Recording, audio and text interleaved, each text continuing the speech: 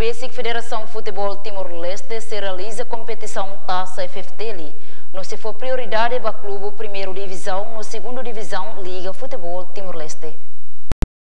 Baseava encontro executivo no Vema Calauia dia 13 foi na Lesne, no comitê executivo decidiu no aprovou a realização Copa FFTL 2024 batina nene clube participantes maka 17 clubes o primeiro segundo divisão Liga Futebol Timor-Leste na dunia ho momento ini kami convida o Federação Futebol Timor-Leste convida clube primeiro no segundo divisão Liga Futebol Timor-Leste atau bele mai participa no hahu realização para Copa Nerasi. Ba fase realização se faz parte rua, parte primeiro uma realização clubes, kata significa kata clubes lebih interessante a cara participa, se submete PTA ka participating team agreement, ma IFFTL hahu loronoi 20 de março, no remate ia de 5 de abril.